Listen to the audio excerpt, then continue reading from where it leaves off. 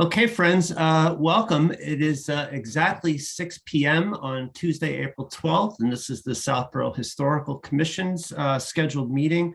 And I'm calling the meeting to order right at 6 o'clock. And since I see that actually verbal attendance is recommended, I'm just going to go around and ask everyone to say either here or I or ho, ho, ho, and a bottle of rum or whatever you care to say to indicate that you're with us. So Kate Battles. Here. Rebecca Deansrow. Here. Annie Pfaff. Present. Jim Blaschke. Here. Good to see you, Jim. And Kevin Miller, AKA Town of Southborough, is present and accounted for. So we're all here, full boat and ready to go. And because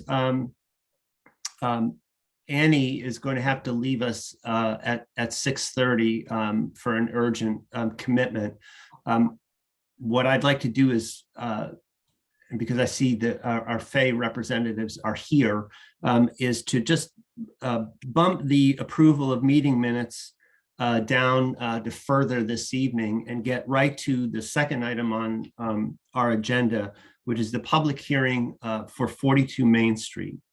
And you know, I just want to quickly kind of recap what the timeline is for people who might be looking in or might look in later on the YouTube recording and are unfamiliar with the process and how this works and what the timeline is for this.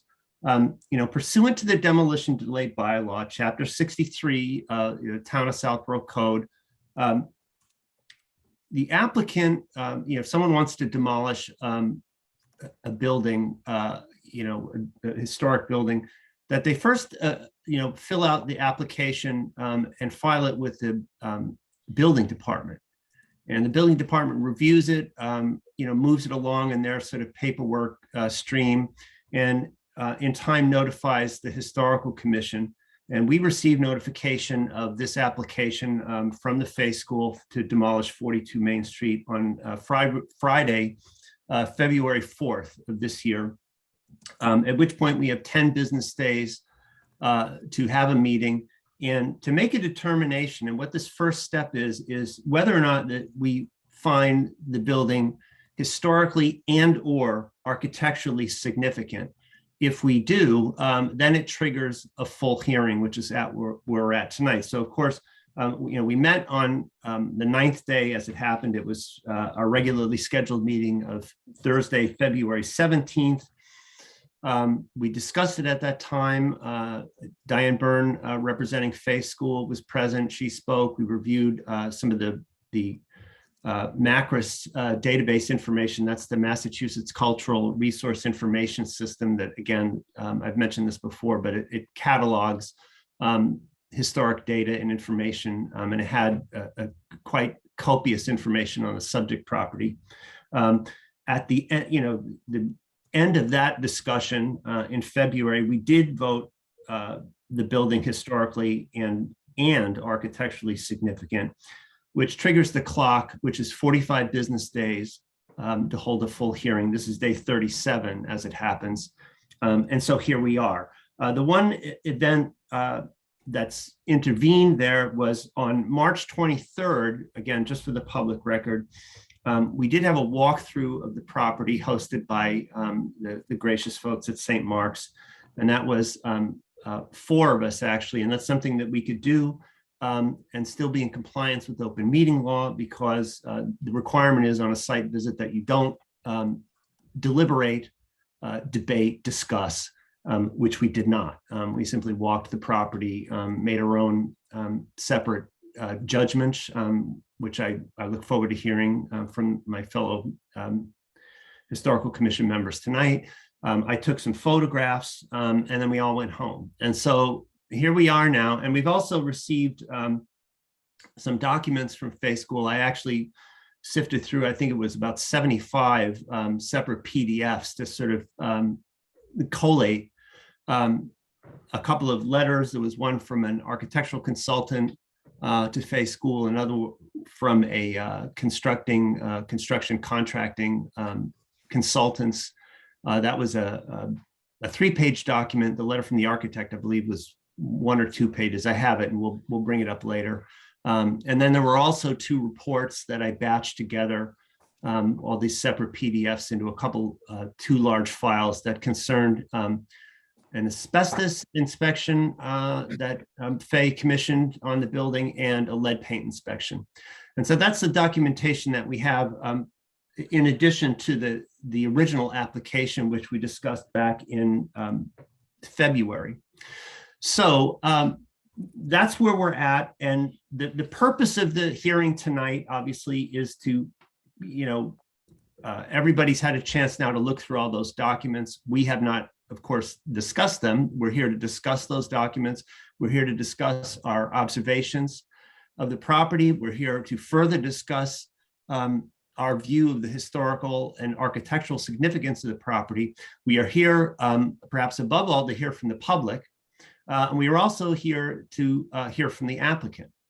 And so what I propose doing, because I know that Annie is short on time, is I'd like to first go, and I want to say that we'll give the applicant as much time as if Diane is speaking for Fay that they need to speak. And then I'd like to kind of go around and hear from members of the commission, and then I'd like to go to the public, and we'll go back, and we'll keep doing this until everybody is satisfied that they've been able to say their piece. At the conclusion of all this talking and listening, we will take a vote whether or not to preferentially preserve the property. That is the end result, or the end purpose of this hearing, that by the end, we take the vote whether or not to preferentially preserve. If we vote not to do so, the applicant can go forward and demolish as to their heart's content. If we do vote it preferentially preserved, then it triggers a 9-month demolition delay in the hope that something can be worked out in the meantime.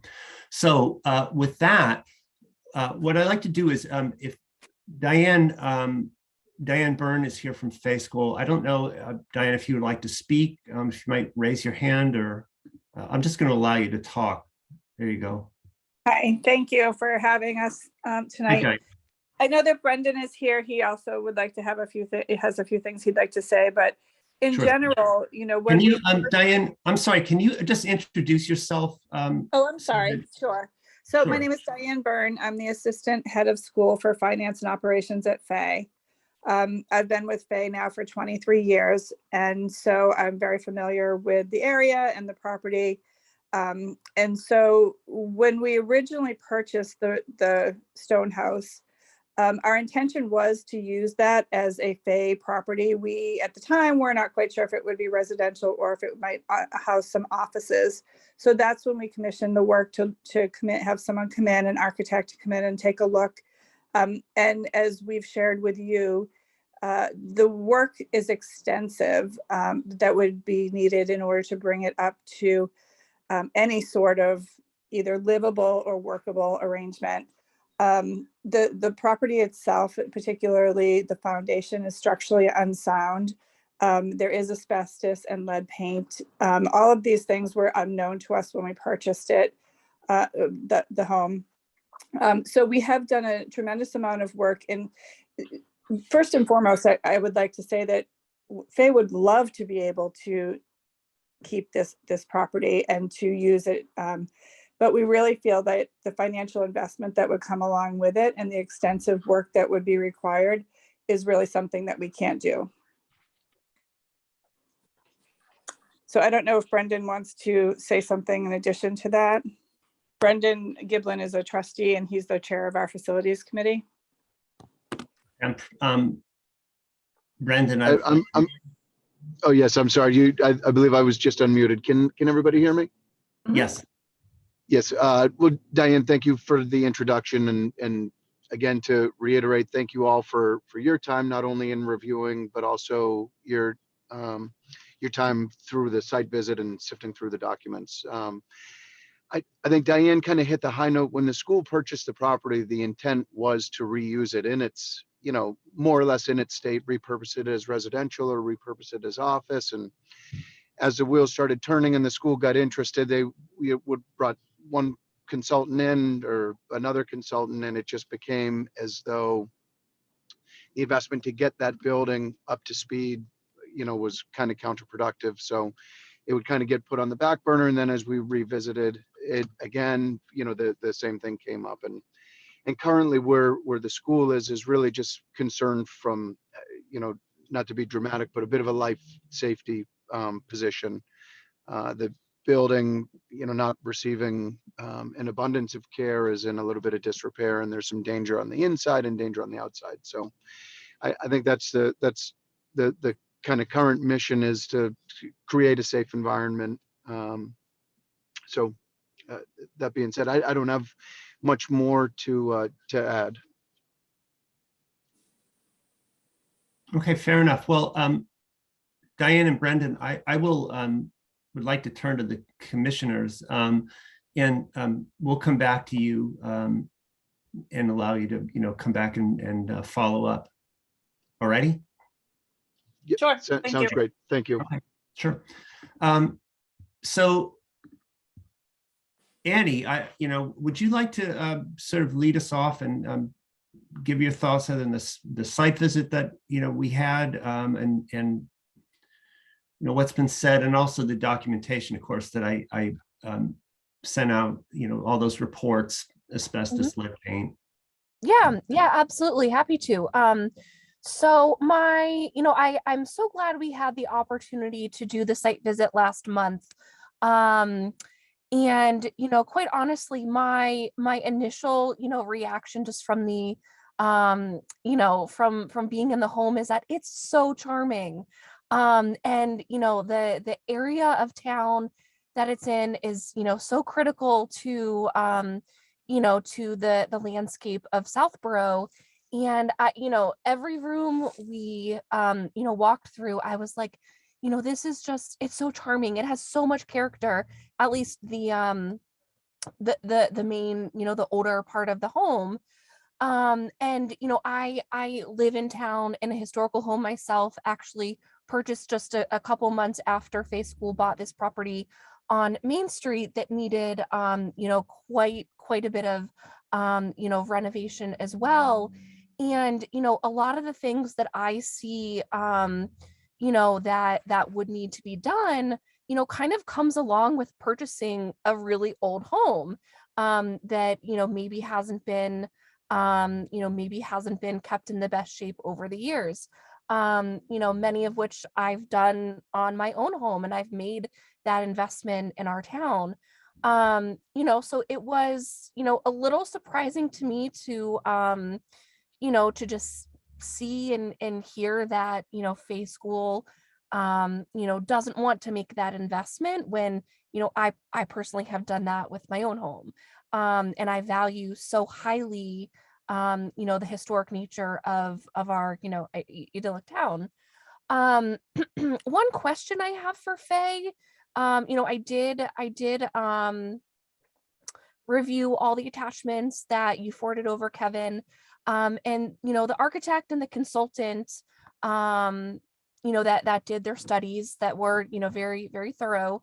I didn't see any dollar amounts associated with the work that those professionals deem necessary in order to quote unquote save the building. So clearly Faye has this information, and because that's what they're basing their decisions on. And I'd kind of just ask them to be forthcoming with those dollar amounts, assuming that you have them, as I think that would put things in a lot better perspective for me, and probably other members of the commission and the public as well. Yeah. So this is Brendan Giblin. I do not believe that we do have dollar amounts associated with that work. At least I'm not familiar. I would maybe defer to Diane, and maybe there was something that kind of predated me, but I have never actually seen the finances as much as the statements that it's a bit counterproductive. Okay. Sure, and I can jump in on that. So we do not have figures on paper. What we have is kind of notional conversations that have happened with our architect and with Galore, which I think at the time was CSL. They were the construction project managers who went in and took a look for us. And what we have been told is that the value of the repairs would be, you know, upwards of $750,000 to $1 million. Now, what our next step would be to then see if we could put actual work to that. But when you take all things considered and the fact that it really is, the building itself is unsound, what we would have to do, and Brendan could probably speak to that better than me, given his professional background, I think it would really be a process of taking the entire building down because the foundation is not intact. And, you know, maybe potentially trying to save some sort of frontage or the facade. But the building itself and the foundation is unsound. Yeah, I would agree. I think the school, as much as everybody loved kind of the charm of the building, and, you know, surprised or disappointed with what it would actually take, what type of shape it actually was in. But that look and facade and kind of honoring that street, I think, is something that the school would certainly be committed to, but maybe in a slightly more cost-effective way. But I, you know, also being a resident, can appreciate your investment in your property. I think the school would respectfully look to make an investment, but maybe just not quite starting with the old building, but maybe some elements of the old building. Okay, fair enough. You know, can I take a moment? I think it would be helpful for people to, quite a lot of guests at this point, to sort of conceptualize what we're talking about here. If I can share my screen and show some of the photos, both of the outside, what this property looks out on, and what it represents to the town, and also some of what we saw inside of it. I think it would help give some perspective to these comments, for instance, about the foundation and the condition of the house. Is that agreeable with my colleagues? Yeah, okay. I'm going to attempt a screen share. This might be helpful to people, again, in the audience as well. Let's see. Is that coming up? Sorry, there we go. Are you all seeing these photos? Can somebody nodding? Yeah. Yeah, we see them. Okay, so this is I took these just a couple days ago, these exterior photos. This is standing just about in front of the town library, looking, and it's not a very good photo, but that red building you see past the Veterans Memorial is the property we're talking about. This is the corner of Main Street and Middle Road. Middle Road passes to basically you're looking west, going west on Main Street. Next photo will give you a better idea. That photograph is taken right in front of the old burial ground. So that gives you a very clear idea of what we're talking about and the history associated. And of course, there are quite a lot of fays buried in the old burial ground. Next shot, that's taken from the steps of the Pilgrim Church. Again, looking down at the subject house. So you're looking at, you know, Pilgrim Church, Town Green, and the Stone House. This is taken from the steps of the townhouse. So you come out of the townhouse, that's what you're looking at. This is incidentally the 42. This is 42 Main. Fay owns this building 44 right next to it, built in 1880. This is this wonderful mansard tower and all that. And then this is 46 Main, built in 1940. And these are the three really surviving houses that face the townhouse and the old burial ground. Of course, the Morris Funeral Home is on the other side of Middle Road, also on Main Street. But this is the core surviving buildings that face our town green and face the townhouse and the old burial ground and the Pilgrim Church.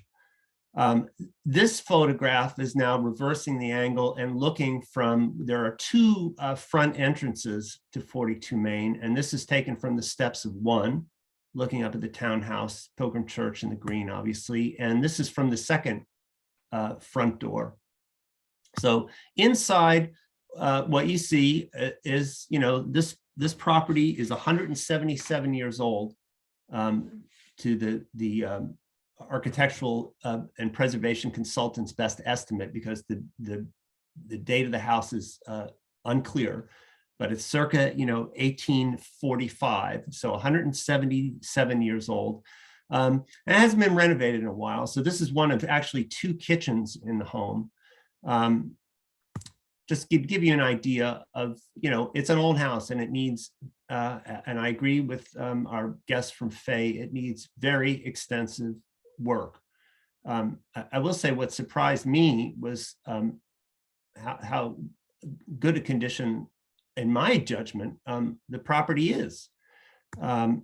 So one of the upstairs bedrooms is carpet removed. It gives you just a basic idea of what you see. You see, ceiling tiles, drop ceiling tiles. This is, by the way, we were given to understand that this property has not been heated, I believe, since purchase in 2017. And consequently, this is what happens to latex paint over the old lead paint when a property is unheated for a number of years. It peels off and falls off, so it looks messy. But, I didn't see any damage to walls, ceilings. It's got the lovely built-ins here. The floors are in good shape. This is one of the living rooms with a fireplace. Staircase, one of two, I believe, going up to the second floor. One of the bathrooms.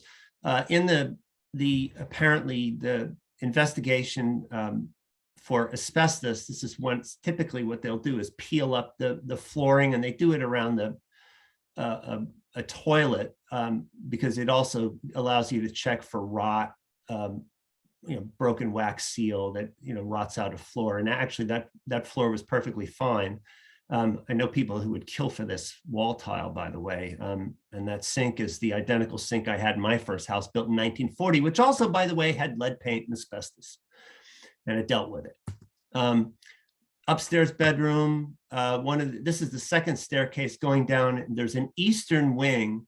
The property has been altered, added onto over the years. There's a plaque over the front door, folks, that indicates 1750.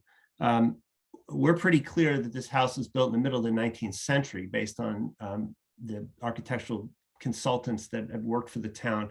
But the plaque may well indicate an even earlier structure, and there were workshops, and there was a feeling that the east end of the house, that's the part that faces sort of Middle Road, originally began as separate workshops, and they're shown on mid-19th century maps, and so that they were eventually incorporated into the building.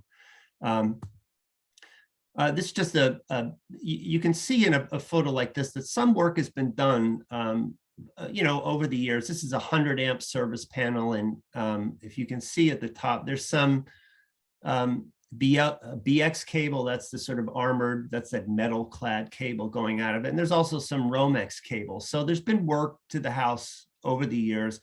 It would probably be best to rewire it, I quite agree, and to replumb it. But it hardly struck me as neglected.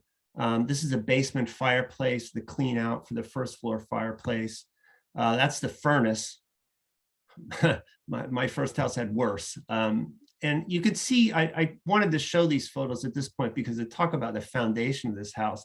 And it is a mix of, there's some concrete block, there's some field stone you can see in the background of that photo that's been mortared in place. There's some that's brick. There's a comment in one of the studies that the house was partly built on ledge. None of this particularly surprises me in a property that's 177 years old. It all goes with the territory, and it, I think, when you buy it. smart people will do that.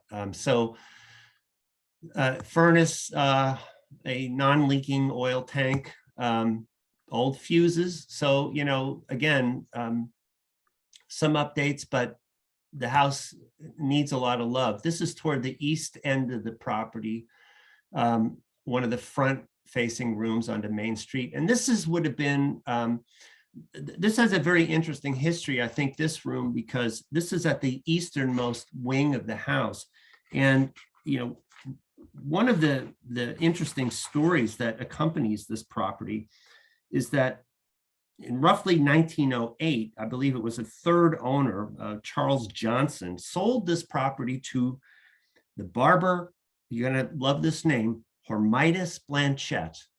God bless Hormidas, who was a barber who operated a barber shop out of the former workshop barn at the east end of the building. And the feeling was that that multi-pane window that you can see to the left of this photo dates to this period, when it was a barber shop for many, many years prior to passing to the ownership of Dr. T.P. Stone, who,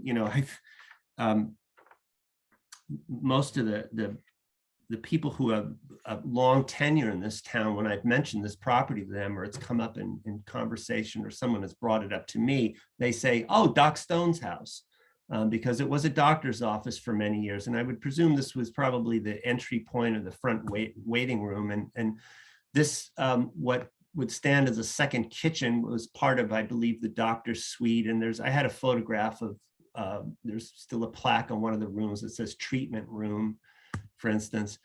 This is then there's a 2-car sort of under, it looks like a barn on the middle road side of the building. And the school is currently using this to store, as you can see, lawn tractors and a whole bunch of equipment. So that's just a basic door. It gives you an idea of, there's a lot of extant surviving period workmanship in this building, and other built-ins in a front room. This is the back elevation. This property has actually, because it sits very forward, of course, right up almost to the sidewalk, it has quite a large backyard. It's 0.38 acres, so almost 4/10 of an acre, and it's mostly backyard. And it's quite nice. It actually, right now, it's all graveled up, and the school has a construction trailer that apparently is in support of construction elsewhere on campus, as well as a sort of a storage. It looks like a container in the backyard. And so the backyard isn't particularly attractive at this point, but it's actually a lovely piece of property. So I'm sorry to sort of sideline it for the moment with that, but I thought it was important to give people a kind of visual sense of what's present. I will say, before I turn it back to my colleagues here, is that, again, house built prior to 1978, yeah, it might have lead paint, and this one does, no surprise. That it has asbestos, no surprise. What surprised me in the report was how little asbestos there actually is. I was quite shocked. My house built in 1940, the first home I owned had more asbestos, and I had to deal with it. I did not see, one of the reports notes a kind of a bulge on a dining room floor that would need to be dealt with. I did not see evidence of leaks, rot, sagging, any of that stuff. And again, this is to the non-engineering eye. So part of our, I think my personal frustration is I just didn't see it. I don't see a building that's falling down. I don't see a building that's seriously compromised. And in the absence of numbers, or more persuasive data, I'm personally have a hard time getting there. But let's go back to Kate, Rebecca, Jim. Would you like to chime in? Rebecca, you're nodding. Yeah, thank you.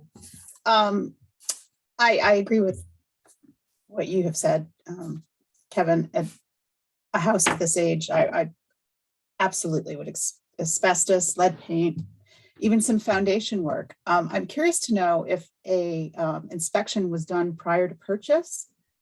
And I don't know if Diane can let us know that. Actually, I do not have an answer to that. I was not in this role when the home was purchased. Oh, okay. So Yeah. I can certainly look into it and get an answer, but I would imagine, whenever you purchase a home, there is an inspection that takes place. Yeah, and I think that all of these issues probably would have been raised. And the foundation, I am a little puzzled about because, the impression was that it needed extensive foundation work, but the reports given say possibly some foundation work, or, one said there will be some work to be done, but nothing dramatic, like jacking the house up and rebuilding a foundation or anything like that. So a lot of cosmetic work, but I think, for the price that it was sold, the amount of work even suggested as an estimate wouldn't be out of line for the finished property. I'm not a realtor, so I don't know for sure, but I don't think it would be a crazy amount. And the house is charming. The location is really important to me. It is really at the heart of the new National Register Historic District. It's just part of the most charming center of that district, and part of the history of the town. So I'd like a little clarity on the foundation. I'm a little confused as that being the major stumbling block. I thought the reports would be worse, honestly. Pleasantly surprised. And that's all I have to say.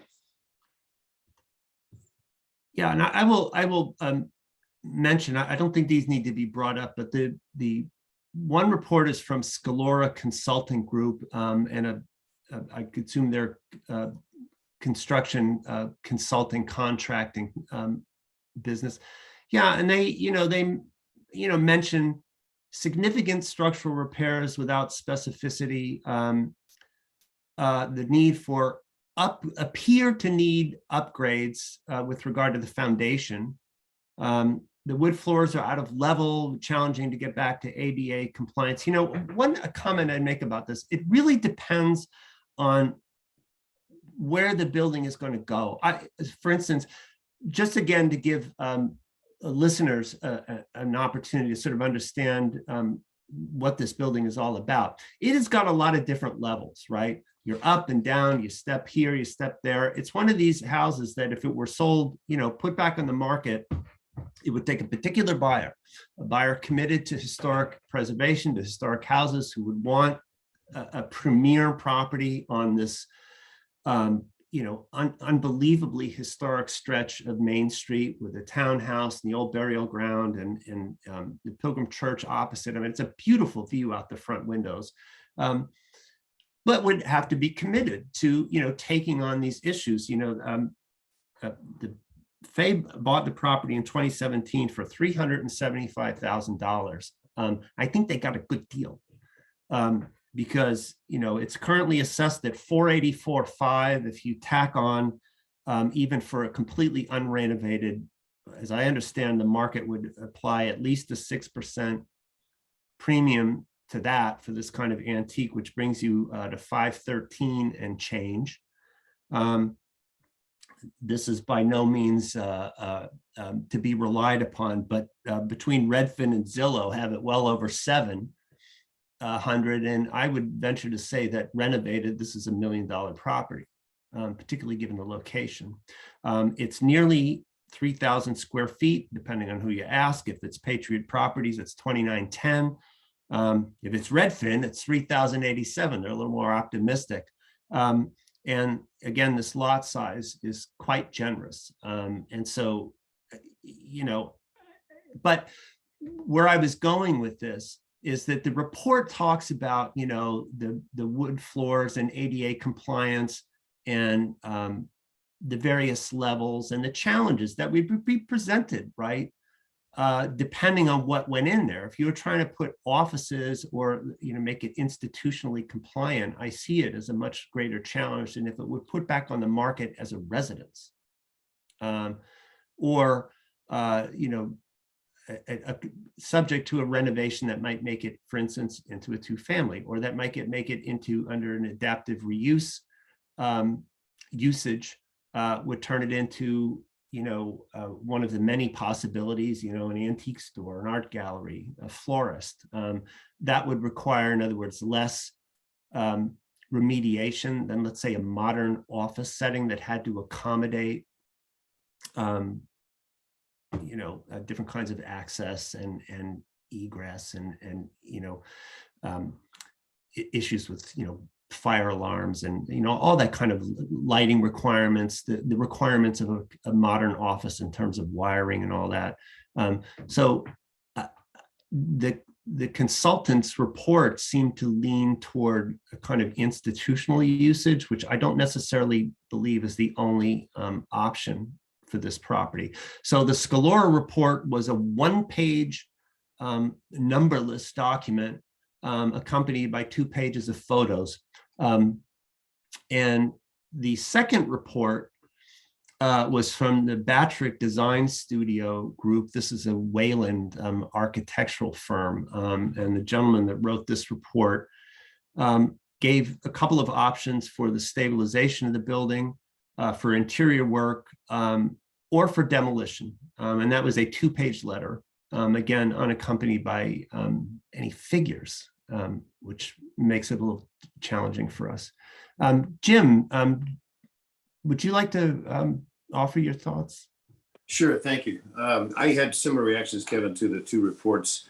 The Scalora document was brief, like you say, 1 page and some pictures, and the other one was a couple pages, but again, no numbers to know what the real extent is. The Scalora document actually said that the foundation would need some shoring up, not necessarily that it was not serviceable or need to be replaced, is how I interpret it. Right. The location, I think, is very, very important. And I agree with some of the earlier comments that when you buy a home, you should know what you're getting into. I can't imagine that Faye or anybody else really buying a property would not have had an inspection. In fact, it may be required, but that should have disclosed virtually all this conditional items. So where I conclude is that this may have turned into an asset for Faye that is not desirous for them to keep. I understand that could be a motivation that this is more work, or maybe it doesn't fit a master plan. But I think this home is historically significant, and we should find a way to have it possibly taken over by someone who is willing to put the investment in and do that. So I think the 9 months would offer a period to do just that. Okay, Kate? Sorry, I was busy typing too. First of all, I wanted to say a big thank you to Faye. I was one of the members that was able to walk through the property, and I really appreciated the time that they set aside for us to be able to do that. I do agree with my commission members. I did a little research on my own too. For background, I also live in a historic home, and I've renovated a large part of this home and another home that was around 1950s. So it's pretty typical that any homes built before about 1980 would have asbestos, and before around 1940 would have lead paint. So that didn't seem unusual. I understand foundation concerns. We've had to address some of those in our house as well. Based on the reports that we have, just because there's not a ton of information there, and the walkthrough. Again, I'm also not an architect or a contractor, but I was not alarmed by the amount of work that the property seemed to need, and I too found it to be beautiful. A big takeaway for me is also I work downtown, so anytime I seem to look up from my desk or my computer, I see this building, this property. And it's just such a focal property in this town. It is part of the national district now. Anybody I mention this house to knows of it.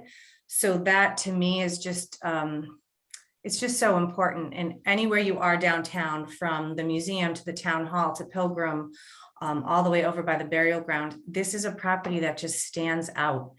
And I just think it's so important to this community. And we all know that historic properties are disappearing rapidly.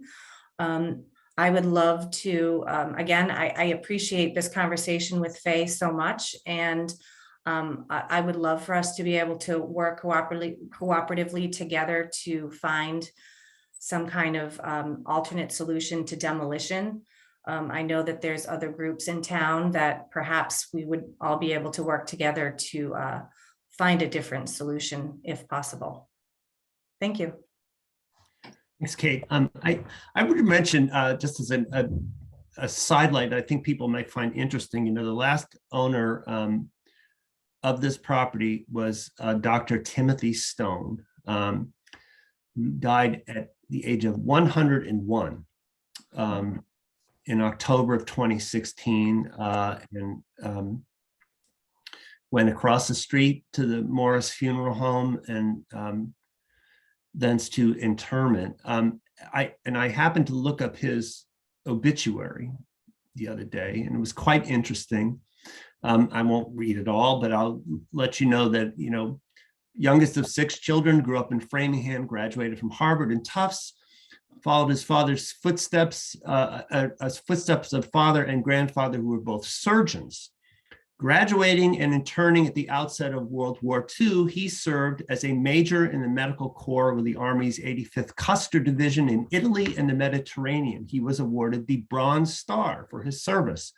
Following the war, Tim served a year at Framingham Union, and in 1947, established medical practice in Southborough, in that house, from which he retired in 1993, serving the people of Southborough for more than 4 decades. He was also the physician at both St. Mark's School and Fay School. Doc Stone was a member of the Southborough Board of Health for 57 years. In his honor, the Board of Health instituted the Doc Stone Award to recognize others who reflect his influence and contributions. So it gives you some sense. And I mention this stuff. If it sounds like I feel this very personally, it's because I do. And I have a lot of respect for the history of Fay, for Fay School and what it means to this town, as I do for St. Mark's. As it happens, my wife and I often walk our dog downtown, and our route pretty steadily or readily or regularly, I should say, takes us into the old burial ground and then down St. Mark's Street and into the Burnett Burial Park, out the front, across the town green, right across the street, right past 42 Main. We then head down Middle Road, past Fay School, admiring, the lovely buildings all along the way. We go into the new section of the rural cemetery at that point, and then cut through to the old section, or the main section of the rural cemetery, where it so happens, of course, Eliza Burnett Fay and Harriet Burnett, the founders of Fay School, are buried, as well as Waldo B. Fay, their immediate successor as head of school. And as it happens, because we always stop there, the original owners of our home, which is a couple named Ferris H. Haviland and his wife Mary, who were buried very near the water tower in the rural cemetery. We always stop, and our dog, kind of, I don't know, sensing our happiness, runs around wildly on top of their graves. Ferris Haviland was the secretary to the Fay School in 1912 when our house was built, and he was the original owner and occupant. So I feel a very strong connection with the history of Fay School and with the history of the town. And you know, I would like to believe that this kind of concern can flow both directions, because I have a lot of confidence that you know, the people at Fay understand the importance of this history and how much it impacts us on a daily basis, and how it sort of enriches all of our lives. And you know, I feel very strongly about the beauty and the historic significance of this property, and it is one of the finest examples of Greek Revival architecture we have left in town. And I do think there are alternatives. And I think, and I'd like to discuss some of those later, but what I think we should do now, I would very much like to entertain public remarks, public comment, folks that might want to speak about this property, or how you feel about the process, or you know, what you've seen so far. So if anyone wants to raise their hand, I'd love to recognize you. I see Jessica Levinson. Hi, Jessica. Hi, can you hear me okay? We can. Thank you for coming. Yeah, thank you for having me, and thank you to Faye for entering in this discussion. I live over on Strawberry Hill Road. So I am just a couple miles away from Faye. And I drive by this property every single day. I bring my middle child over to school in Framingham, where I grew up. And I wanted to call in because when we bought our house almost three years ago, one of the factors in our decision was the feel of the town and the historic center, which is something that I had enjoyed in my childhood in Framingham. I grew up, if people are familiar with the area, in the huge house across from Brophy School on Pleasant Street. So historic homes are something I'm quite familiar with. None of what I saw in the photos, which is sort of what I expected and what I've heard in the feedback, because of course I was not on the tour, is surprising. I think the majority of us who've grown up in these homes had lead paint, had asbestos, especially pointed out even in the tile on the walls and the floors. And I'm one of those people that would die for that turquoise and black bathroom. Mine were removed from my house before I got here. You know, and so my point in being here as somebody who's familiar with it, who grew up with it, is that I feel like this is a huge loss to the town and beyond the town. I think what we're working as a community is to preserve what we have today. Some things have already been lost, and I think that this is a huge impact on the feel of the town. There is master craftsmanship involved in these homes that many of us, again, grew up with. And I would hate to see it lost. In the chat, I don't think everybody can see it, but I did share the story of the Clay's house in Framingham, which was above and beyond in disrepair compared to this home. It is a late 1600s property, again, with multiple additions through the past centuries. And it was in danger of pretty much collapsing into the ground. And in 2019, a family moved into it. So I think the idea that this is not salvageable seems to me, as somebody who's gone through lolly columns and lifting and new sills and all those kinds of things, is not beyond the pale in terms of consideration. And if it means that it needs to be a new host, a new owner, then by all means, that seems to be the most respectful thing to do for the home and the generations that came before us, as opposed to saying, well, it can't do the things we didn't think about when we bought it, so let's just tear it down. I don't think it's fair to the home. I don't think it's fair to the community or the people that came before us. And that's it. Thank you, Jessica. Appreciate it. I see Patricia Patty Fiore. I'm gonna. Hi.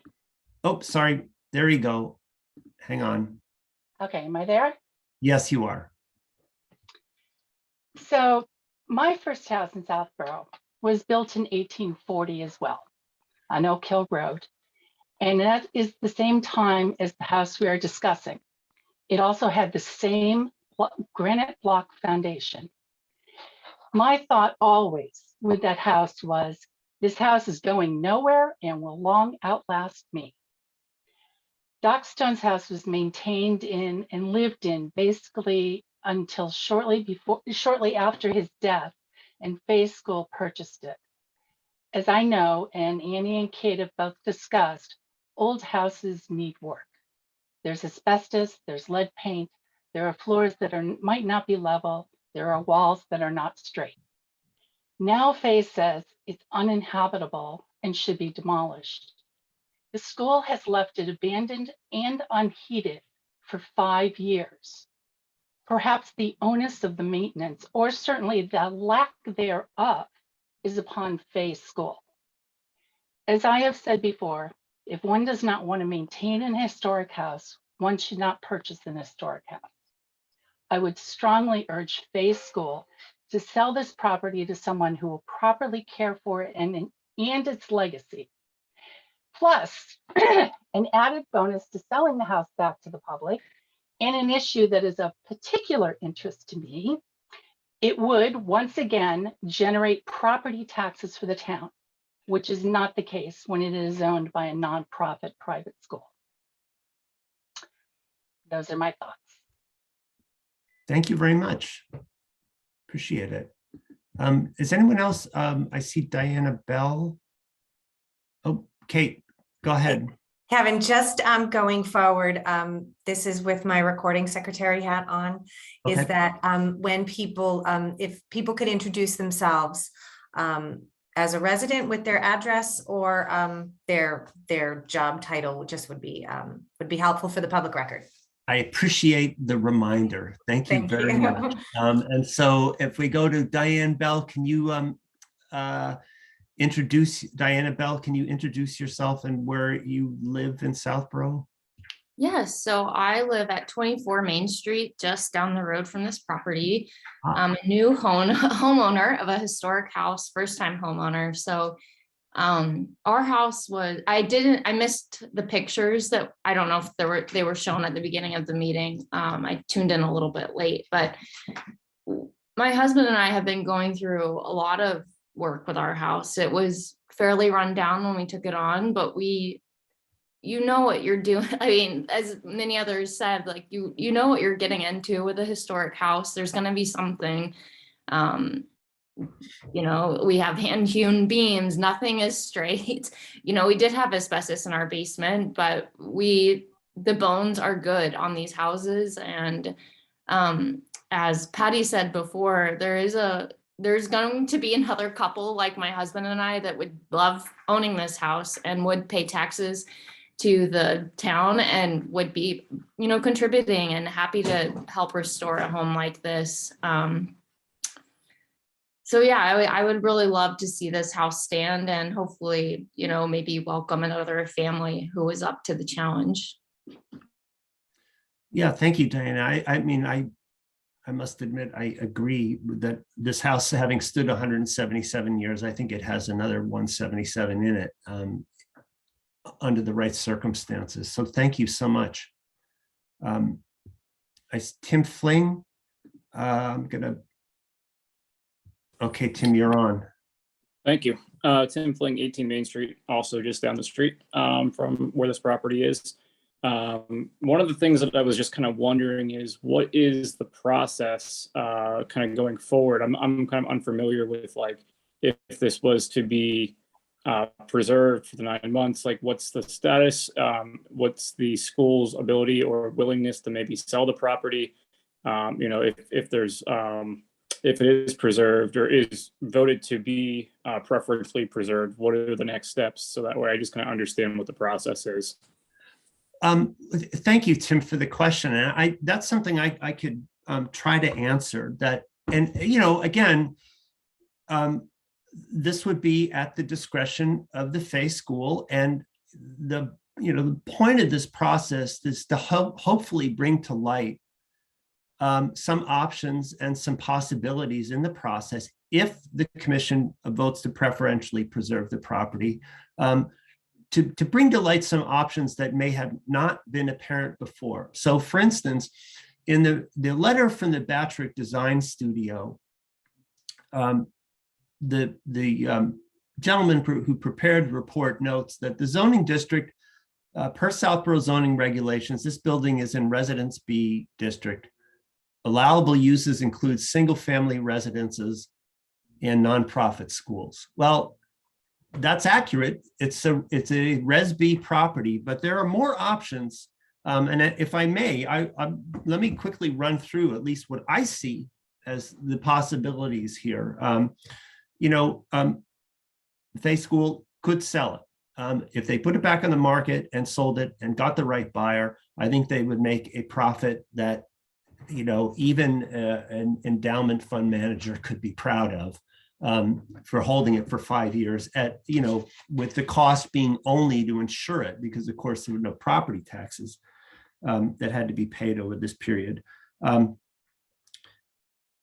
As a Res B property by special permit, since it sits in a lot that is larger than 15,000 square feet, it could be turned into a two-family. It could be a property to take advantage of our adaptive reuse of historic buildings bylaw. This is section 174-13.8 of the town code, and underutilized till this point.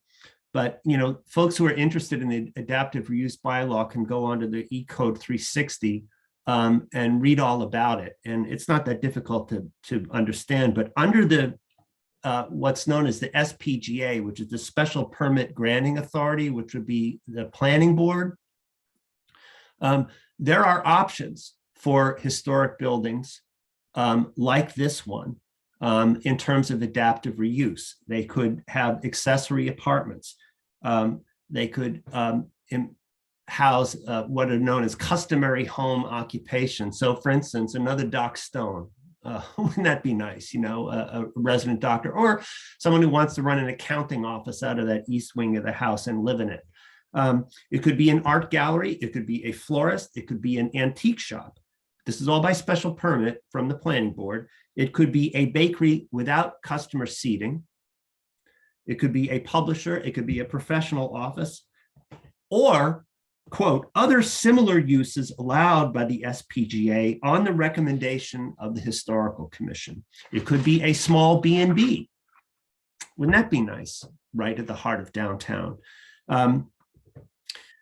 And under similar uses, I mean, I can imagine a scenario. What if, again, the location of this building is so critical. Steps from the library, which has a space crunch right now. Steps from the townhouse, which has a space crunch right now. You could imagine that, an agreement entered into between the school and the town by which the town buys it, use it for a library annex, annex the senior center, affordable housing. It's the way it's set up, it would actually split fairly well, in my mind.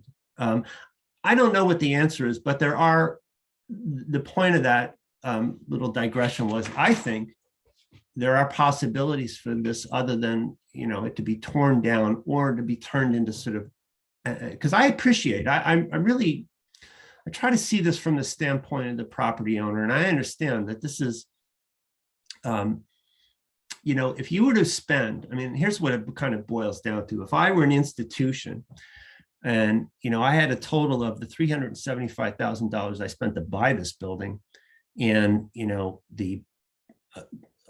heaven knows, depending on what you want to do with it, how much it would cost to renovate it. I can certainly see from a hard business standpoint, the temptation that you could get a lot more space in a way that you might use better or more efficiently for less money by just tearing it down and starting over again. I get it. However, part of my appeal, I think, to the applicant here is the history and how entwined the history of this institution is to the town and how fundamental it is to the history of the town. And that we are really sort of, personally, I'm showing my cards. I don't want to kind of play games, that I'm very committed to the idea that this is a beautiful property in an absolute premier location with an unbelievably rich history. And it's not falling down. You know, it needs work, it needs love, it needs help, it needs asbestos removal and lead paint mitigation. And you know, the foundation might need some shoring up, but I don't see it as a tumble down. I didn't see water infiltration, or I expected to see this kind of topsy-turvy house of cards kind of thing. And I just didn't see it. So that's where I'm at. I see Diana, just to make sure. Yep, you have your hand up again. Let me bring you back in. Oops, did I get the wrong? I'm sorry. I think it remained up from the first time she spoke. Okay. All right. I don't see any other hands up at the moment. Tim, did I answer your question? I didn't mean to also. Yeah, yeah, that answered my question pretty well. I would just ask, you know, if Fay School would had an interest in pursuing any of those options, and if it's something that they would be interested in maybe thinking about as my actual question, without looking for an actual response, but, you know, just kind of out of the interest of the town's best interest. And I think the point of the process is for us to, you know, we haven't taken a vote yet, but if we were to make the determination to preferentially preserve the property, can we find some way to yes, in terms of yes, we can save this building. I mean, it really is. I'd be hard pressed to find anybody who would not find this an unbelievably attractive building. And it's so, to me, vital to that stretch of Main Street where you get a sense of what Southborough was and is all about. And I think the loss, you know, personally would be a shame.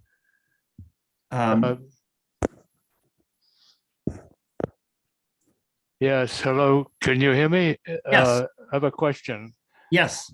Okay. Alan, can you just introduce yourself and give your address and all that? Yeah, my name is Alan Bazantz, I live at 20 Deerfoot Road. I've been here for 50 something years. I'm going on 87. I would say that house has more soul than any house anywhere near downtown. It just stands out to me as being a beautiful old New England home, and nothing like the house that's around it. And I would say furthermore that I don't see this as such a complicated problem, because for 60 years I've been the caretaker of a wooden boat. And you think a house is a problem. Well, let me tell you about boats. They come in two categories: those in need of restoration and those in the process of decay. And I'm a private citizen and I'm not wealthy. And I've been keeping this boat shipshape all these years. And so to me, repairing a house, and especially just making the outside look like, you know, it used to look, is not a complicated deal. So I just am encouraging Fay to help find a way to keep this house going. It's such an important house to Southborough. Thank you so much, Alan. I really appreciate the comments. It's reminded me why I've never owned a boat, but that's because I have a house to take care of. But thank you so much. I want to go back to be fair, I want to go back to Diane and see if you have, you know, anything you'd like to add. And I think we should I don't see any other hands raised, so maybe we'll try to move toward making a decision. But Diane, do you have any other comments you'd like to offer? Excuse me. I don't think so at this point. I think we provided the committee with the information that we have, and also, as I said, the intention really was not to end up here when the home was purchased. We really did want to keep the integrity of the home and keep, the look. But again, it's turned into something that was unexpected. And we're not in a financial position at this point to make that kind of commitment. So we have struggled, as Brendan mentioned. He had to drop off, so I apologize for that. But as he mentioned, since the purchase of the home, we have worked and struggled to try and determine the best use for it, and have finally and unfortunately find ourselves here where we are, having made this decision to move forward. One thing I will say, and again, this is as much for information of the our guests on the call as anyone, is that my understanding was that in the application, it's indicated that no reuse, reconstruction, or replacement is planned at this time, and furthermore that you have no particular known identified need at the moment for the land itself. Is that correct? I would say that's correct, yes. So, one thing that of course then immediately occurs to me is that, having purchased the property for $375,000, you have, anyone who's bought property in the last 5 years is now the beneficiary of a white hot real estate market. And I frankly don't know anybody who lives around here that doesn't check the Zillow every once in a while to see how they're doing. I would just respectfully and humbly submit that if they didn't want to spend the money to fix up the property, I bet somebody would and pay you handsomely for it, or at least give you a decent profit. I don't think the school would lose its shirt. And it might be something, to explore as a way, to, I consider it something like that, a gesture toward the community, of which, you folks are so important a part.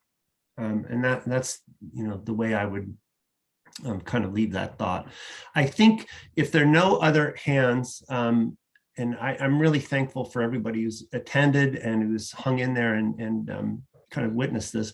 Are we ready to entertain a motion to preferentially preserve the property? And this would then be, you vote yes if you want to preferentially preserve it. That's a tongue twister. Or no or nay if you don't. Is there do I have a motion to take a vote to preferentially preserve the property? So moved. Oh. I'll let Jim have that. Okay, Jim, you got it. Do we have a second? I'll second. All right, so then the motion made and seconded to vote to preferentially preserve 42 Main Street, Southborough. I'll do a roll call vote. Kate Battles. Aye. Rebecca Deans Rowe. Aye. Jim Blaschke. Aye. And Kevin Miller votes aye as well. So that's it, 4-0 to preferentially preserve the property. And Diane, I hope that this is the beginning of a productive conversation that we can have to try to find a solution to this. I think it's very strong feeling. Obviously, it's among the commission, but also from the folks you've heard from on the call. There's a kind of this is a property, and I'm sure you feel the same way. I mean, I don't expect you to say so, but it sort of tugs at your heart. It tugs at my heart every time I see it. When I moved to town, I think one of the first photographs I took was of that house because I was kind of smitten with it. And I'm, you know, as I indicated, I think there are some possibilities here, possibilities that would please the town and please Fay. And I will go to the end of negation to try to figure out what that is and to work with you folks to see if we can come up with a good solution that, again, that would, satisfy your needs as an institution and also serve the citizens of Southborough. So I hope this is the beginning of conversation between Fay and the Historical Commission. And I thank you so much for your hospitality, for having us to the property, for the documents you provided, and for coming to this and the other meeting. And again, I look forward to productive conversations going forward. As do I. Thank you for your time, and thank you to the people of the town who attended the meeting and the few people who spoke up. We will continue the dialogue. Great. All right. Thanks again, Diane. Thank you. Bye-bye. Okay. That is that. And now I got to find my agenda because it's on paper tonight. And of course, we have to close the hearing, right? I'm sorry. The motion to close the hearing on 40 Main. Are we closing it? Are we continuing it? Or are we closing it? Well, I think we've taken the vote, so now we're closing the hearing. Okay. Yeah. Okay. So motion to close the hearing on 42 Main. So moved. I'll second this. All right. Kate made the I'll motion. take that one. Jim seconded. Roll call vote. Kate Battles. Aye. Becca Deans Rowe. Aye. Jim Blaschke. Aye. Miller votes aye. We are moving on. Next item on the agenda is a review of town warrant article now numbered 31, which is concerning the adoption of rules and regulations by a public body. We took this up at our last meeting, as you know, and we voted for it. And the reason it's back on the agenda tonight is because Andrew Dennington, who was, wrote this article, and it's sponsored by the select board, since our vote, made some amendments to it, some adjustments to it. I think he was working with, goodness, help me out, Kate. Oh gosh, I'm drawing a blank. Sorry. Who was he working with? With you? Yeah, it's not important. Okay, sorry. Some adjustments were made to Article 31. I sent it out as part of the packet of information for you folks to review. And I didn't find this change as substantive, at least in terms of it doesn't affect my opinion of the article. I supported it from the beginning and I still support it. But I wanted to put it back on in case anybody had any further comments or you wanted to amend your thoughts or add further, or if you think that we ought to revisit our vote. My opinion on the article hasn't changed. I'm in support. Obviously, any board or commission that has the ability to promulgate rules and regulations ought to hold hearings on those rules and regulations beforehand, and we certainly intend to. And of course, as we revisit the demolition delay bylaw rules and regulations going forward, we will be holding hearings. So anybody have any opinion on that, or can we move on? I would say that it's ipso facto, basically. It's a natural thing to do. It's a transparent thing to do, as we said last time. So I don't think it needs any further discussion. I found the language just fine. Basically set the timeline for when you have to have a public hearing and all that. Right. Yeah, there was some kind of tinkering with that, and there had been some concern. For instance, I know the Library Board of Trustees were somewhat concerned about, if they are we allowed to change the fines or something without having a public hearing? Answer, yes. And those kinds of things are buttoned up. So can we move on without touching that? We were in support, we remain in support. Next item, Chair's report. I just have two quick things. One is on our ARPA funding request. This has been, I must confess, somewhat frustrating to me. And I've been on as many of the ARPA calls as I've been able to attend, and I appreciate their unbelievably hard work, and they meet a lot and they cover a raft of issues. As you know, our proposal was pursuant to signage for the newly recognized National Register district for downtown Southborough, recognized December 29th of 2021, so brand new. And we want to put up some signs and mark it because we think that would be a point of pride for the entire town. And the proposal that we put together, that Annie Pfaff worked so hard and so quickly to put together because they had a very short timeline, was for signage that would mark the entrance to the district on Main Street, on Corderville Road, on Marlborough Road, coming up Lattisquama, coming down School Street, a couple of the spots. I believe there were 8 signs in total, a sign then for the old burial ground and for the townhouse. And one of the points I made on one of the ARPA calls was, if we're going to spend about $3 million renovating the townhouse, this would be the kind of cherry on the sundae, is to put a plaque, noting that this is part of now a National Register of Historic Places district. Somewhat of the frustration that I've had with this is that, when they put out their survey that was put together, there are no numbers attached to that survey. And in part because many of those proposals didn't have hard numbers when the survey sort of went to press, and in fact, still don't have hard numbers attached to it. Our proposal, as you know, did. Just about 25,000. I don't have the exact number in front of me now, but I had done the math, and I think I pointed out to you and I pointed out to the ARPA committee that it is 0.87% of the money, basically a roll of lifesavers at the checkout line, in terms of the expense. Less than 1% of the cost of the funds would get us, I think 8 or 10 bronze 500-year lifespan plaques marking this historic district. And the fact that it was, the survey sort of lumped, I believe, 17 possible, you were asked to, some of you probably took this survey, move this up and down and put the stuff in the order that you think you'd like it, And I was thinking about this when I was sitting in traffic in Boston the other day, and there was I think it was a Maserati in front of me, and a guy on a fixie courier bicycle passing me this way, and he said to me, well, which one do you want? I would take the Maserati,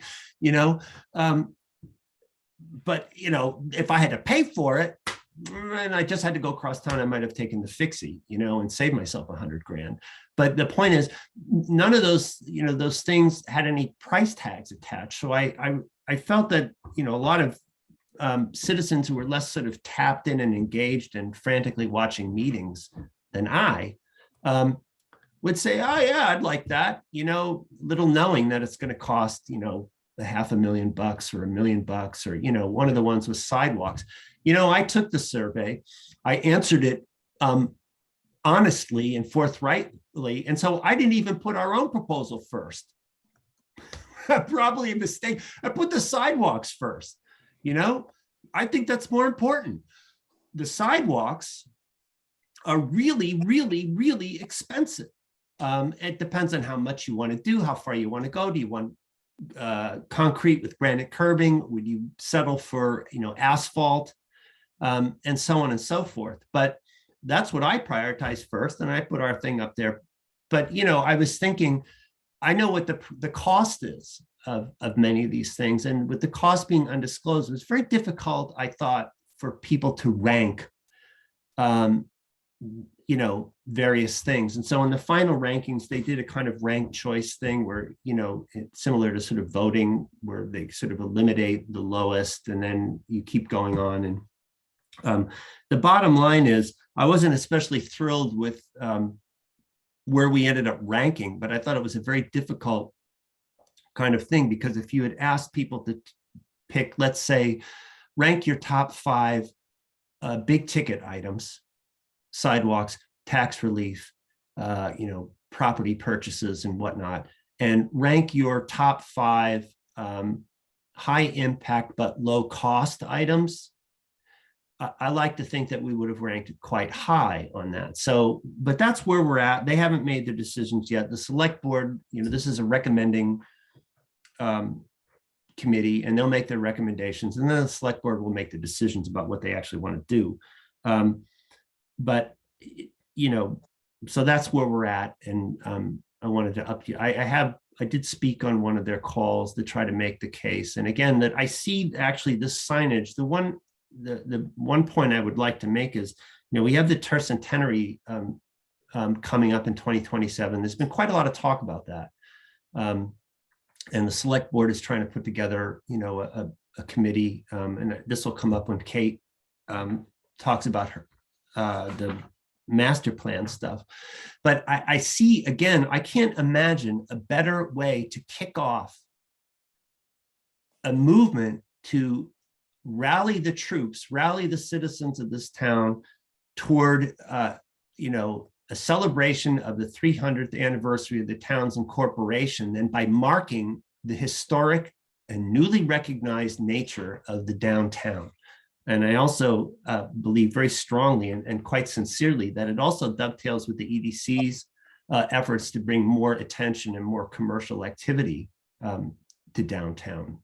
Let's give the place a sense of there being a there.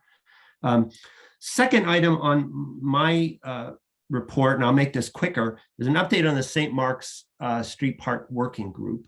As you know, they're doing yeoman work, working very hard and very diligently. They did not meet last week. They had a little bit of a snafu, I believe, with scheduling agenda time versus Zoom time, and it didn't quite work out, and they had to cancel at the last minute. But they're still on it. And the latest was that they had sort of divvied up various tasks, including finding out what the proposed, the architectural or archaeological, survey of the triangle that we have proposed that St. Mark's take on as a matter of conscience and as a matter of doing the right thing for the town, possibly the Nipmucks and the colonists who may well be buried outside the walls of the old burial ground. That survey that we have proposed that St. Mark's take on, a member of the Park Street Working Group has been tasked with finding out some ballpark figure in terms of how much it would cost. I think that's something that St. Mark's should be commissioning. There are only 4 or 5 companies in the state that do this kind of work, but the Park Working Group has taken that on, and hopefully they'll make progress. I will keep you all posted. I attend their meetings with great interest and in the spirit of trying to help if they need my help and if I can give them any.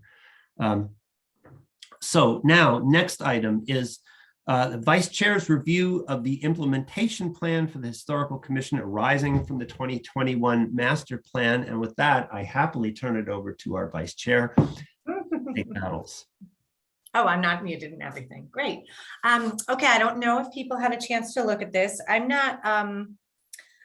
not really a member of the master plan committee, but I'm their recording secretary. So when there's questions or anything, I've always let them know to give me the information that I'm happy to bring it back to the commission.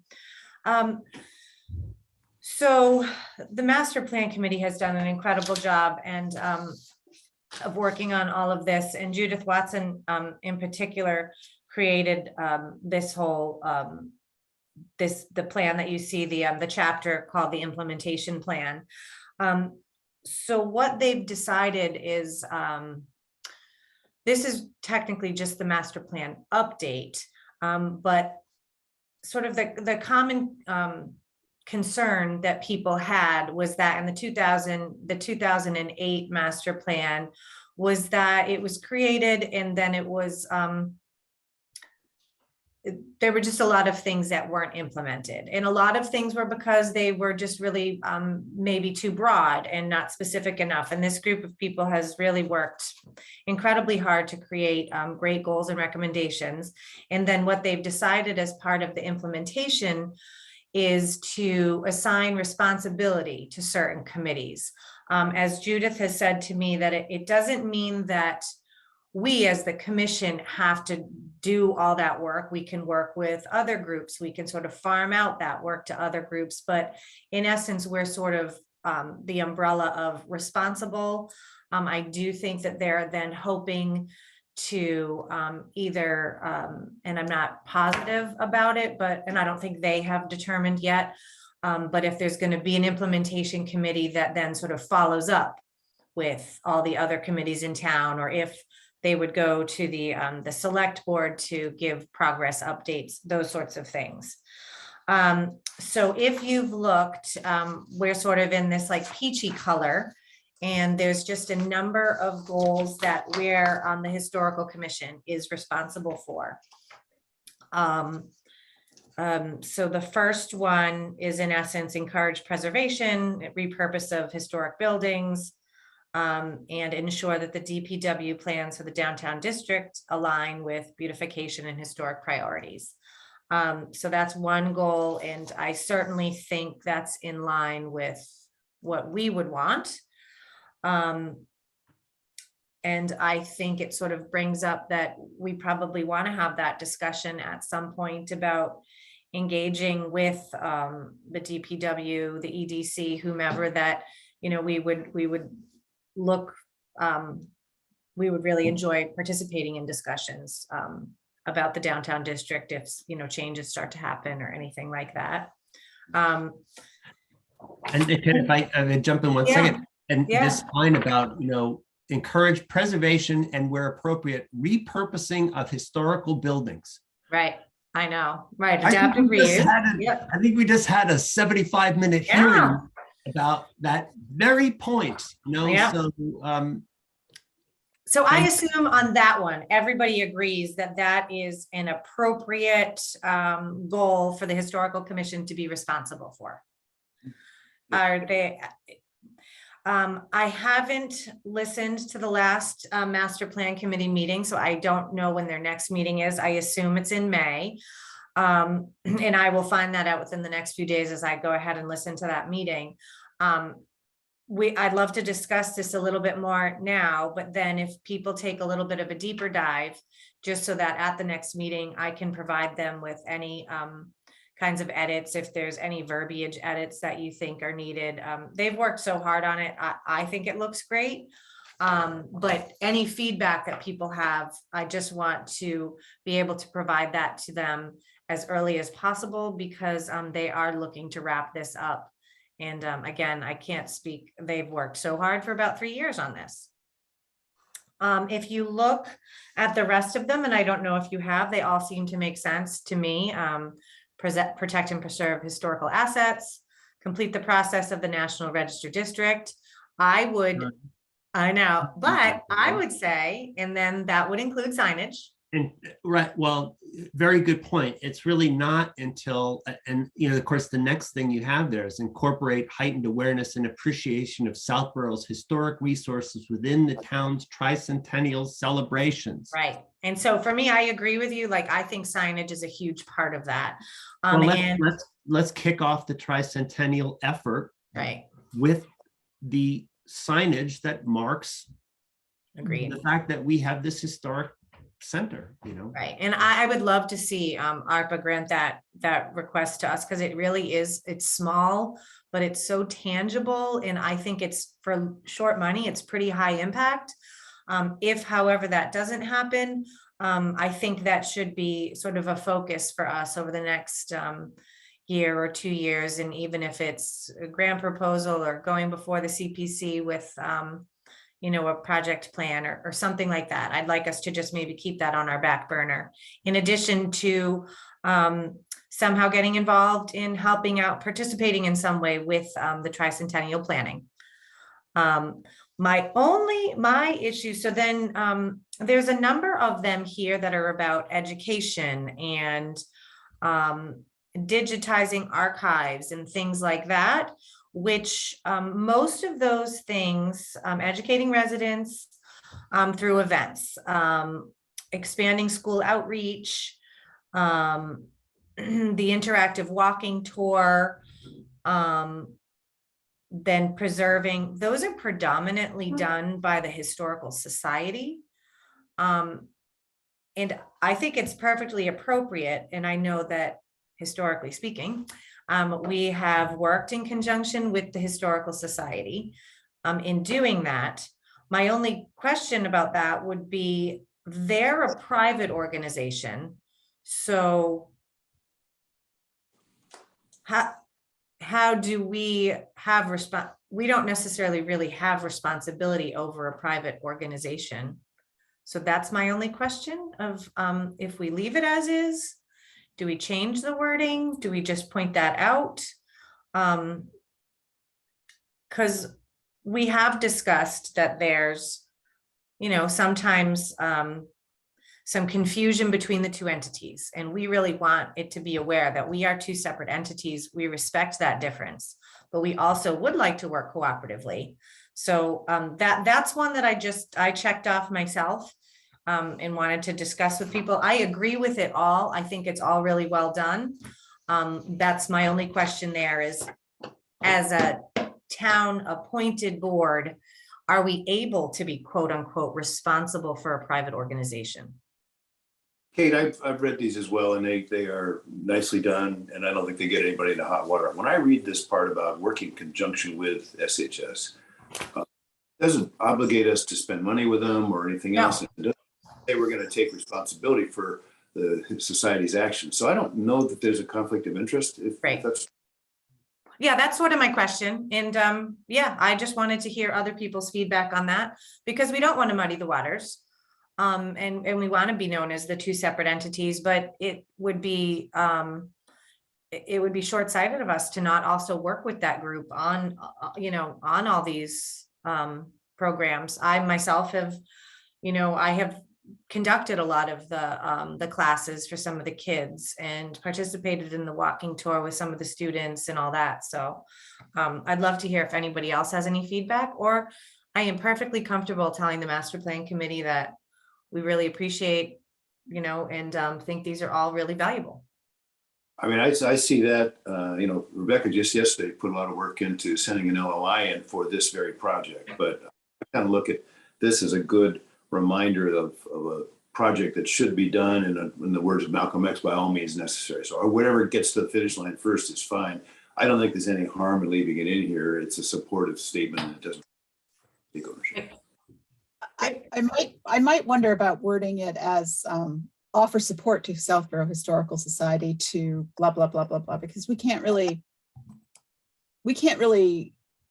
be responsible for the follow through on it as the commission. We can only be, responsible to offer our help for some of those items. But that's, I don't know. I think it's pretty good. I don't really understand the 1.4. That sentence is a little confusing to me. To increase children's awareness of the importance of educated, informed citizenry. I mean, we're supposed to, is that the topic that we're working on, or does anybody else find that a little? That seems odd to me, like Agreed. I'm, Yeah, you're right. Not, sort of civics teachers, but. So maybe it could just be expand school outreach in conjunction with the Southborough Historical Society to increase children's awareness of, how about Southborough's history? That's what I expected to find at the end of that sentence. Okay, all right, I'll check that. I will say, well, one thing that comes out of this that I really kind of am honed in on is the 1.2, the incorporate heightened awareness and appreciation of Southborough's historical resources within the town's tricentennial celebrations. Again, the select board is set out in this path to gauge interest in sort of seeding, and this would be a big commitment, because this is like a 5-year, thing. Yeah.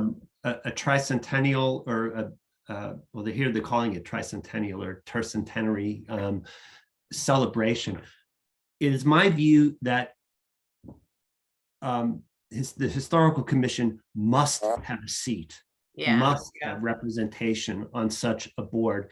And I think it could be one of these things where if there is a seat on such a board for the Historical Commission, that we could rotate it, that, you know, a member of historical could serve for perhaps 6 months or one of the 5 years, then somebody else for another year, and so on, and passing the baton, obviously, very carefully. And then if somebody really loves it, I'm sure there'd probably be a sentiment to let them stay.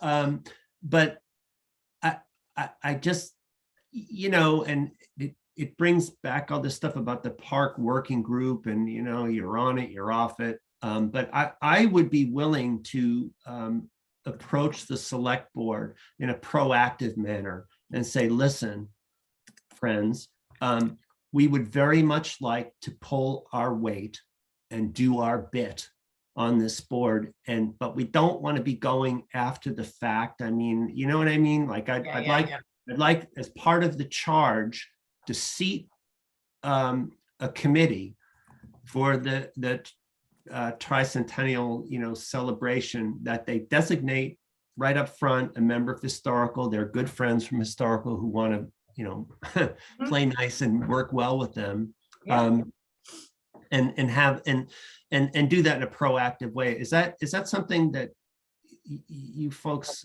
you all would favor? Just, you know, and it can be, I mean, I don't know if we need to take a vote on this, sort of authorizing an outreach, or if it. I think it's a great idea, and I think we should. And similar to like master plan, which is not, you know, a standing committee, right? So Right. They have had sort of different waves of participants because, you know, they do it by fiscal year. So I Right. think that stands to reason that somebody would do it for the first year, and if somebody wanted to do it for the next year, or all that. Right, and I just like to let the select board know in a very proactive way that this is Yeah. something that we care about and that we're concerned with. And again, we want to do our bit, you know, we want to be good citizens. And so if that's all right, I don't think this requires a formal vote. This would be, you know, I could do this in a Yeah. you know, a friendly, informal way, but send the signal now, before, you know, that we're watching it, we're aware of it, we care about it, and we want to do our bit. I think that's a great idea. Do you guys Okay. agree, Rebecca and Yes. Jim? It's- Yeah. how- So are again, you I mean, comfortable sending an I'm- email, Kevin? Do you care? You happy to do that? yeah, I'll do it. Yeah, that's Okay. fine. And school me if I'm making a mistake here. If this requires a formal vote, I think this is this is not a formal communique. This is a bit of casual outreach, but. Yeah, again, I don't think it requires a formal vote. Do you guys? Okay. Yeah, no. Okay, You want to, in your email, suggest that slight wording change to work to support as opposed to work in conjunction with? In 1.4, is that what you're referencing? The expand school outreach? No, back on. Oh, I'm sorry. Just 1.6. 1.6, work to support. Thank you. yeah, Thank you. That's better. Yeah. Work to support. Okay. Yeah.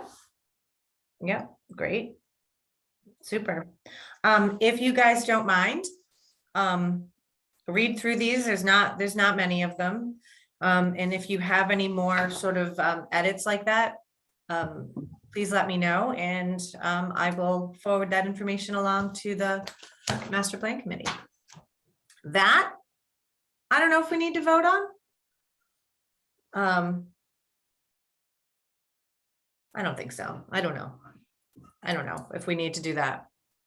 I guess we probably do. I think we probably need to vote on the goals and responsibilities from the that, you know, proposed by the master plan with slight, you know, verbiage edits. Yeah. Does that make sense? Moved. Okay. Yeah. Second. Okay. so we are going to roll call vote on what the Accepting the goals and recommendations as amended. Okay, as amended, Yeah, right. yeah, as Accepting the amended. goals and recommendations of the master plan for the historical commission as amended. Yeah. Great, okay, thank you. I'll type it up. It's only been an hour and a half, but it's a long day. Anyway, Kate Battles, Yes. Rebecca, Deans Row, Yes. Jim Blaschke, Yes. and Kevin Miller says aye, so 4-0 on that one. Awesome. Great. Thank you, guys. Thank you. Thank you, Kate. Sure. I don't have any other business. The last two things we have is we have this minutes, the issue of the minutes. And I also have public comment. I don't know, does anyone who's hung in here this long have anything they want to say? We'll do that first, going once, going twice. All right, thank you, folks. And so shall we take the minutes up? I guess, and it's gonna, what I would propose is I have a couple small edits, and I know, now that poor Dave has had this fall. I mean, gosh, Yeah. awful. So if it's okay with folks, I'll run by you what my proposed changes were, and I'm sorry, I'm looking over off screen here. I have the minutes. And if they're okay, and if you guys have any changes, I can make the edits. Yeah. And submit. So let's see. Just a period here, and it's a typographical kind of thing. Select board on page 2 is 2 words. I changed, Miller noted that select men Dennington, it's now select board member, I believe. Yeah. Removed a hyphen. Let's see if there's anything. Okay. On page 2, paragraph 2, Ms. Pfaff noted that a sign on the South Union School building placed there in 2015 was 14 inches by 18 inches and cost $652. The library and community house plus the old burial ground, which would require a poster, also mentioned. That should be the library and townhouse. Mr. Miller received an email on potential, I clarified the paragraph about the email from Marika. And that paragraph, which is right before section B, was the amended line would read, Mr. Miller received an email on potential sign funding through the one-stop grant program, which is what the reference was. Again, it's a dim prospect apparently, but it exists. It was noted that prior funding from this source had not been easy to acquire. So that's that change. Then in further down on C, I made a fairly substantial edit here. This was in the section update on 42 Main demolition delay process and publication of hearing. There was in the section where I'm asking about should we send a letter, that section of the minutes really gets into the weeds about who said what, and I proposed boiling down to Mr. Miller asked, should the My Southborough blog be sent a letter in order to alert the public? After discussion, it was decided this was not the best course of action. It's basically, Perfect. if that's okay, if that's all right. Yep. And similarly, let's see, in the top of the last page, Mr. Miller wants to make sure our ongoing proceedings adhere to best practices. The edits would be with prior discussions acting as a guide. He suggests all members review those prior meetings and notes, and that the commission should expect to resume discussion of the DDBL rules and regulations during the May meeting. That would be our next meeting when I think we have an opening to begin. And I think that's what I said. And then I made a deletion again about into the weed stuff were who said what about redlining drafts and bylaw and questions and back and forth. And the sum and substance of that conversation was simply, I asked folks to start reviewing the demolition delay meetings and especially the one we have with Jay Tallerman in the fall, so that we can, now that the skies are starting to clear, we can go back to this in May and begin a substantive conversation. And so I deleted all the back and forth and just said, this is what I asked us to do, and this is what our plan is. Does that make sense? That's great. Yeah. And let's see, I'm sorry, one other, I deleted Mr. Miller. Any other comments? None were offered. It simply says public comment, no comment. So if that's okay with everybody, I will make those corrections and submit them, and we wish Dave speedy recovery. Yeah. So is there a motion to accept the March 17th minutes as amended? So moved. Seconded. Okay, moved and seconded, I think. Roll call vote, Kate Battles, Yes. Rebecca Deans Rowe, Yes. Jim Blashy, Yes. and Miller says aye, so 4-0 on that. We've been through the public comment. I think we did it. With 15 minutes to go. Well done. I could have been faster. It was my first hearing, so I hope it was okay. You did great. Yeah, really. It's a lot to juggle and but it was fun. And I mean, I feel like, I don't know, I feel pretty good about it. I hope you guys do. And I think, Absolutely. I think we have some chance to do some good and save something that's so important to the town. I would be a little bit heartsick if we lose it. I was happy to see that there was 100% citizen support for keeping that structure there. I liked your point about how, look, financially you can't lose. You're going to double your money on this thing, right? Yeah. And Well, that's really it for me. There's a chance for a win-win for everybody here. I mean, Faye, it's not like the real estate market is tanked and you're stuck with this white elephant. Somebody's going to want that building. And they don't need the space immediately. Right, You- right. So I hope that, I just hope that they will appreciate how much it means to everybody in town. I think their documentation was a little sparse, and I thought there was maybe a little lack of detail, possibly on purpose for this. But if they also let us know that they're not trying to convert this or rebuild it as something else entirely. I think, to Rebecca's point, I think it's optional space and it would have much better use in other hands. Well, I don't want to drift back into hearing mode because then we've already adjourned it. But thank you all. Thank you, Debbie Demiria and Jessica Levinson, for hanging in there all this time. You're probably asleep now or maybe having a cocktail. Thank you for attending.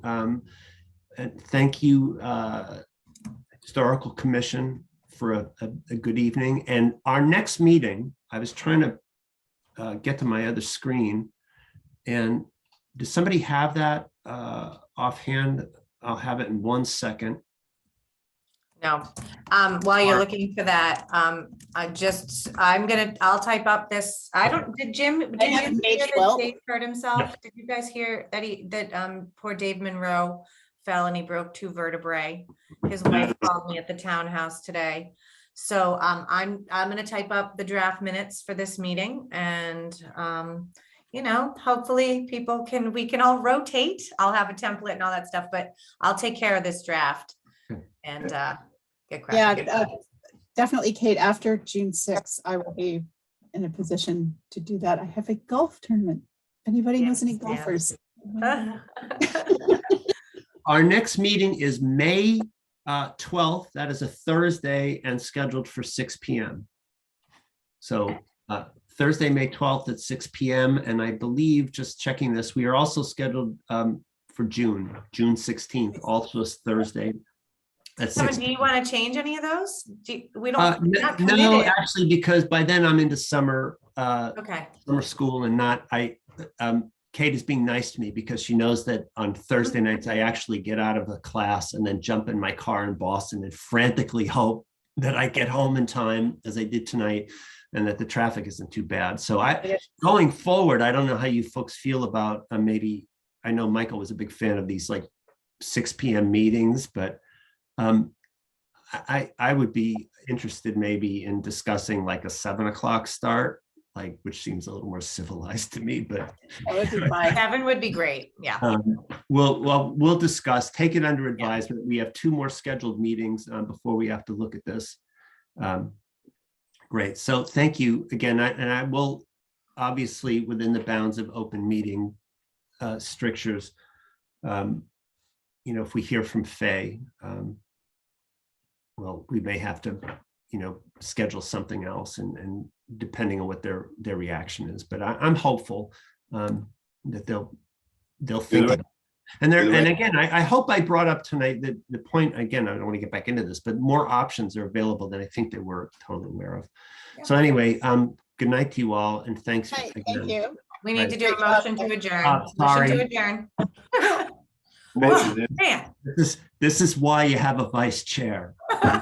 So somebody can mind the store. So motion to adjourn was made by Jim. Is there a second? Second.